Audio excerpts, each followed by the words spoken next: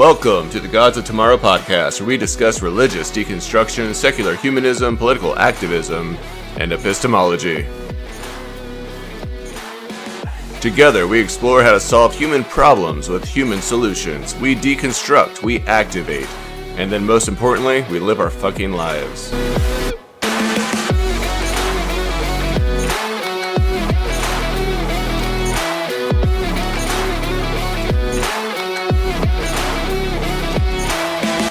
I am your host, Josh Raw, and you are the Gods of Tomorrow.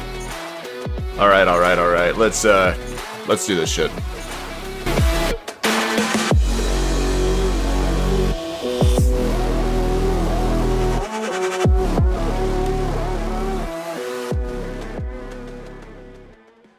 Well, somebody kick open the pearly gates and pop Peter in the mouth. We are back.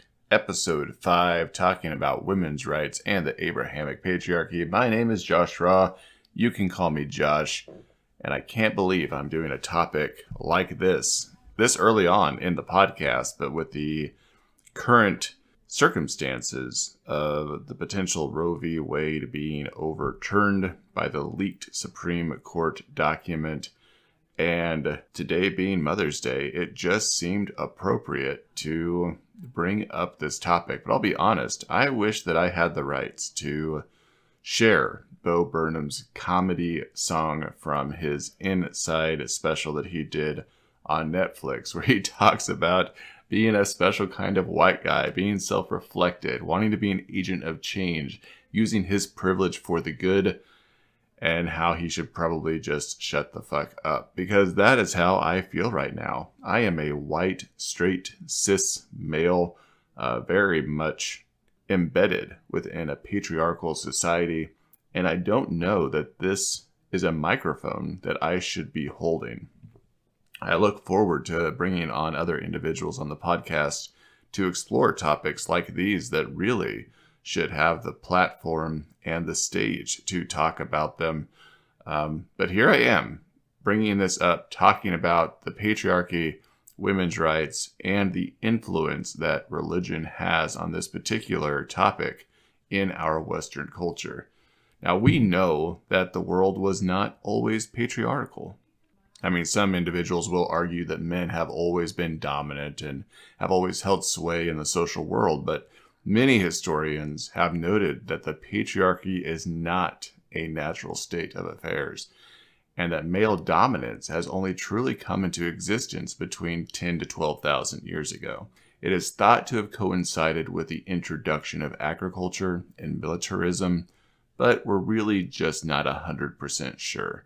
The narrative that matrilineal societies, where ancestry is traced through the female line, was prominent around 80 to 90,000 years ago, with men and women sharing tasks such as making tools or clothes, hunting and gathering. In fact, I remember back in college, I took a magic, witchcraft, and religion course at Wichita State, and we spent quite a bit of time observing cultures around the globe that still followed this same structure within their cultures. And I believe this was in remote cultures in the Amazon, if that's what I'm remembering correctly, that maintained these societal roles. But there were still matriarchal cultures that existed across the globe even today. Now, we do have evidence of this being in the past, however.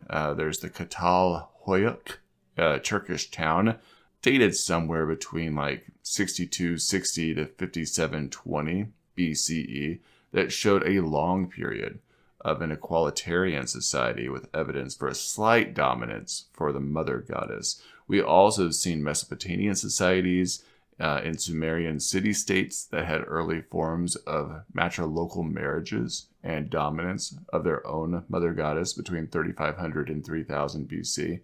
But so we know this existed. We know that there were matriarchal societies. We know there were equalitarian societies, and it has not always been patriarchal.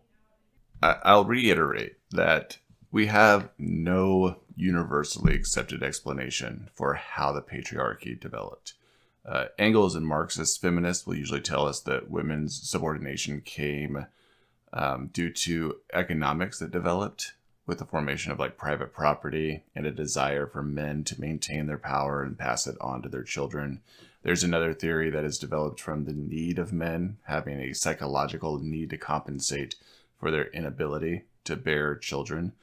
Social feminists will tell us that it came from a combination of these two things, along with an ideology that developed over time from several forces and factors. I personally lean toward theories from cultural anthropology that argue the main reason had to do with the food source system and the pastoral region that men spent most of their time farming for resources. This placed a lot of responsibility and power into their hands, and with lands having scarce resources, this also led to militaristic outcomes, and men were brought into armies to seize more land for expansion, and thus women's roles began to change and the matriarchal societies faded out. And this is especially true, I think, in places like Egypt. There's a historian named Gerda Lerner who wrote on how the patriarchy was an outdated system, much like feudalism, and explained that it was not initially an evil conspiracy of men, but a functional labor division that did not intend to place men in a dominant state. As aggressiveness became essential for expansion and safety in this ancient world, males became critically important and women began to be viewed as spoils of war and property. And nowadays we see almost all organized religion push male superiority and restrict women's choices over their own body, sexuality, clothes, and just about everything. Now, in the Bible, we see this from the onset with the rewritten Genesis story that I'll talk about in a bit, that originally came out of Mesopotamia, that's been restructured to make women appear to be to blame for Adam's sin, after already being reduced to a lesser being of Adam since she was made from the rib of her husband. Now, if you're not familiar, it was Thomas Aquinas who said that women were defective and misbegotten, a concept that has continued to be preached through the church to subjugate women. And to be clear, this restriction on women is found in many religions worldwide. Islamic women cannot lead prayers, Hindus don't allow women priests, and evangelicals are told to be subordinate to their husbands. It should be noted that many will debate that their role is not second class but different, and while I readily understand that difference between masculine, feminine, and neutral traits in individuals, I don't think that having laws regulating our pursuance of occupation, relationships, autonomy, personal expression have any place in a modern world. These elements do not cause harm to anyone, and they're not subject to be dictated by a governing body. It's just fucking insane to think that a governing body can tell us what job we're allowed to have, how we should perform within our romantic or intimate relationships, and how we're allowed to express ourselves in terms of personality and individualism. But regardless of how the patriarchal patterns in society were formed, whether from natural early human society or something else, the nature of organized religion is firmly holding its influence intact because of its insane societal influence, promoting misogynistic and repressive beliefs towards women. Now, I've heard about everything I think I could possibly imagine from individuals debating how the patriarchy is not an issue of the Bible or of religious doctrine. I have heard that the Hebrew language has only a masculine gender for Elohim, and others say that Elohim is made up of feminine and masculine genders. I have heard that Yahweh has masculine and feminine characteristics, or characters even used in the framework of creating the Yahweh emblem. And others say that it is always masculine and cannot even be a neutral gender. I have heard people only reference verses of God referring to himself as king, warrior, or father, and say that God inspired masculine verbs for himself. And then I hear that God has used feminine language in other areas of the Bible, like Proverbs and Isaiah. I have heard that anyone that refers to God as she, her, or mother God is insulting God. or that the God of Christianity is genderless, which is reflected in Exodus 3, when God responds, "I am who I am." And I have heard, get this, that anyone who cannot accept that God is intentionally choosing masculine pronouns in reference to himself in his scriptures, like Isaiah 9:6, is suffering from an issue of sin. Now, to be honest, from my perspective, the gender you choose or not choose to attribute to God is immaterial when considering the very real problem of Abrahamic masculinity in our society today. There are racial, religious, and economic dimensions of masculinity that threaten a free world and the progression of humanity. The expressions of masculinity that are perpetuated by monotheistic traditions found in Judaism, Christianity, and Islam, and the indoctrination and institutionalization of this expression of this masculinity is harmful. It's hurtful to men and women alike. I know I haven't really talked much about the impact of this overarching umbrella and how it also impacts men, but it is a poison that is difficult to extract.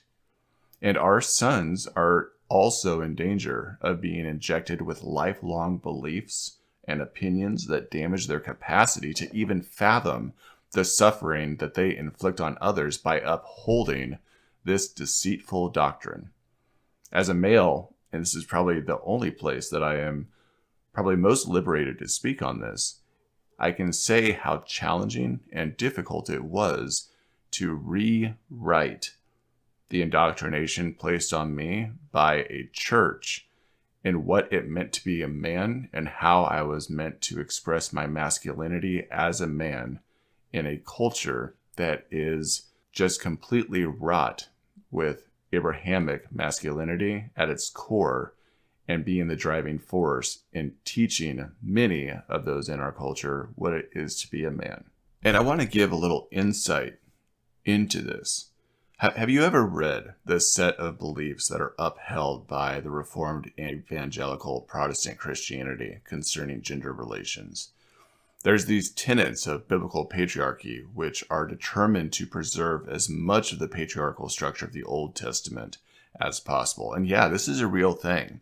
And while there are particular churches that actually print these and publish these are concepts that are frequently addressed in men's studies and in sermons in Protestant and Catholic churches all across the world. Here's a few of them.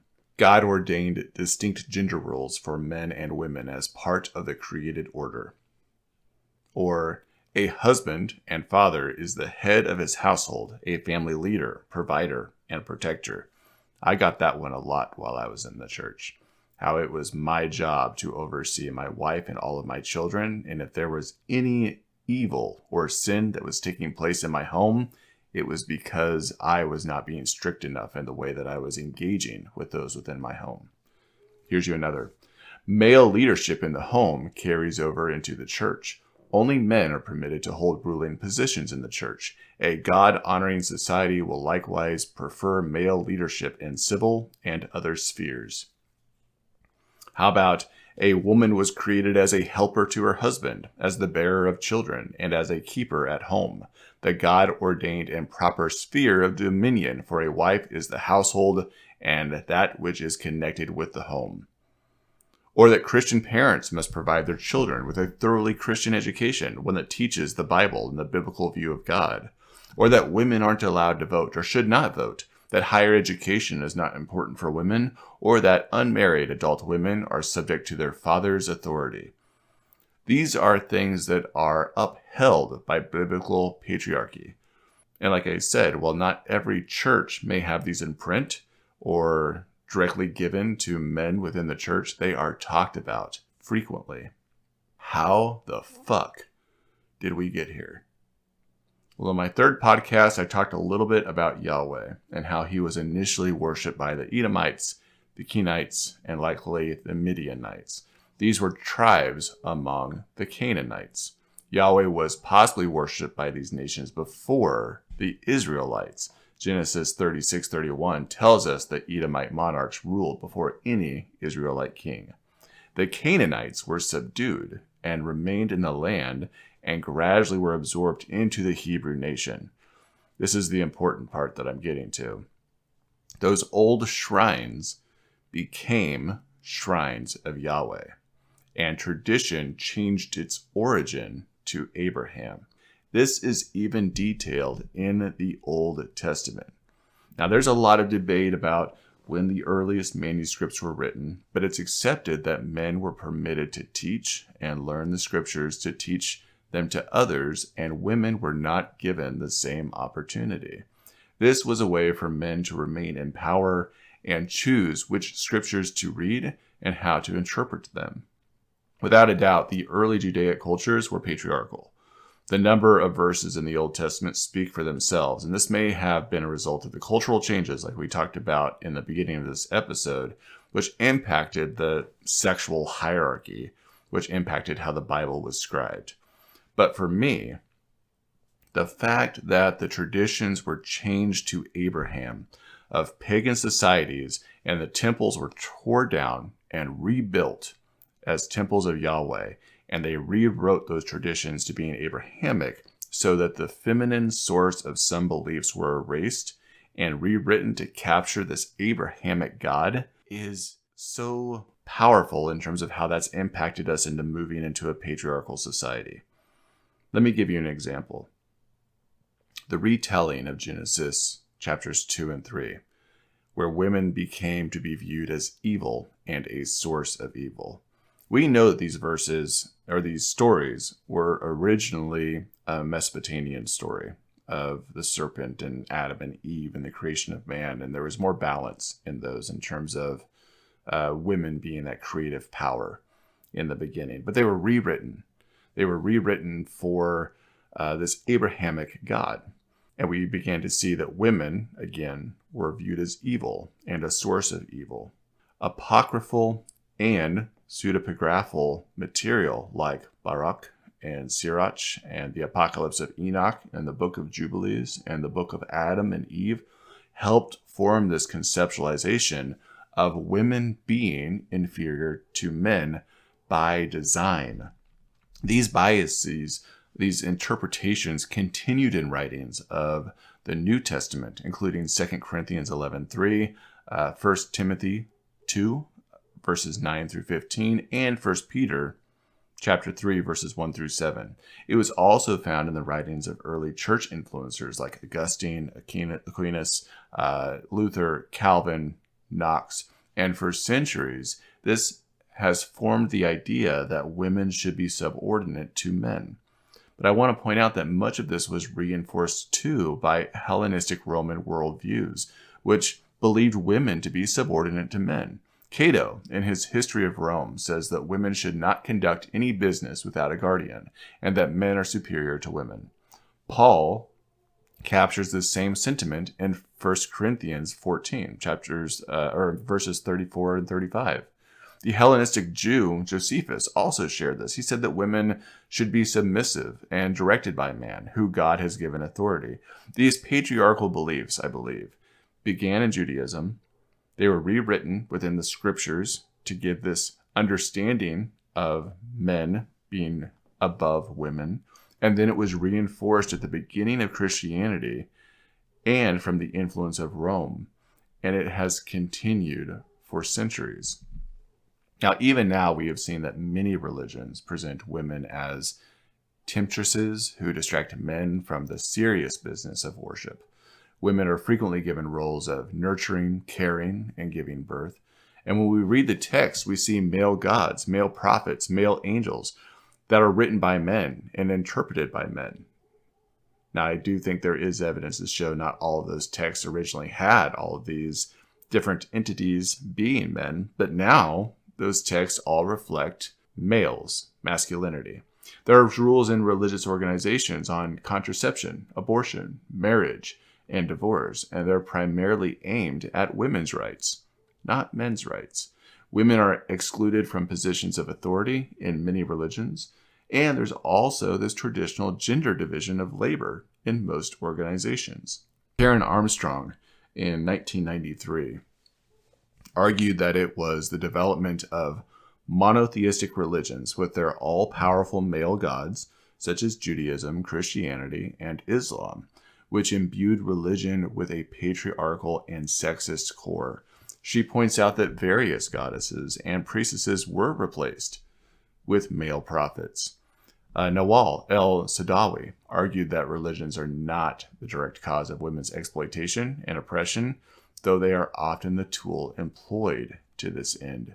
The cause is the patriarchal society that we find ourselves in. She argued that powerful men reinterpreted these religious beliefs and ideas in order to benefit themselves. For myself, I think that we as a people can either accept that patriarchal biblical text is sacred and be content with the so-called divine truth that humans are not created equal, that we all have a different role to play in society, or we can expose its patriarchy and reject it as sacred and authoritative.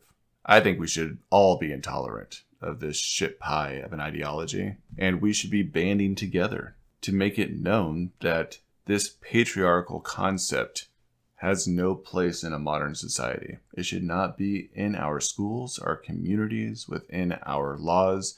It should not be dictated by any type of serious organization that has any value for human life. Thank you all for joining me in today's podcast, and please let me know what you'd hoped that I would touch on, because while I myself may not be the best equipped to tackle some of these really difficult and complex topics, I am more than happy to reach out to others that need a platform to speak on it, to help educate all of us on what we can do to have a more free and more equal society. To all the mothers out there, I hope you're having a fabulous Mother's Day. And to the rest of you, let's head on up to heaven and pop Peter in the mouth.